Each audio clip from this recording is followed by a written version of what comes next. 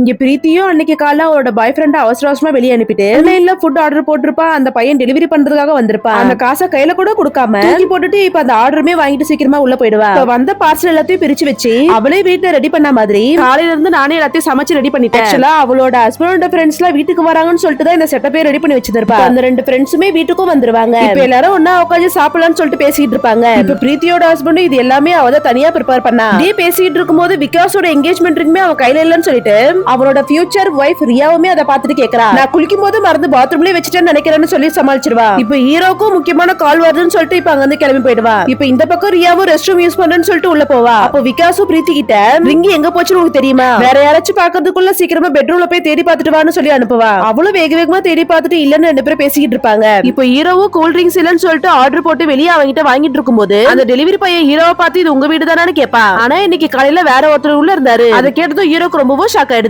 இவங்க தான் பாவு பஜ்ஜி பீஸா எல்லாத்தையும் ஆர்டர் பண்ணாங்க. இவங்க கூட வேற ஒருத்தவங்களும் இருந்தாங்கன்னு சொல்லிடுவா. இப்ப அவளும் அந்த டெலிவரி பையனை நீ வந்த வேலையை மட்டும் பார்த்துட்டு கிளம்புன்னு சொல்லி திட்டுவா. இவங்க ரெண்டு பேரும் தான் நான் காலையில ஒன்னா பார்த்தேன்னு சொல்லிடுவா. அது மட்டும் இல்லாம காணாம போன என்கேஜ்மெண்ட் ரிங்கையும் எடுத்து காட்டி எனக்கு இந்த ரிங் இங்கதான் கிடைச்சதுன்னு சொல்லுவா. அதை கேட்கிற ஹீரோக்குமே ரியாக்குமே இப்ப ரொம்பவும் ஷாக் ஆயிடுது. ரியாவும் விகாச திட்டிட்டு அங்க இருந்து கிளம்பி போயிடுவா.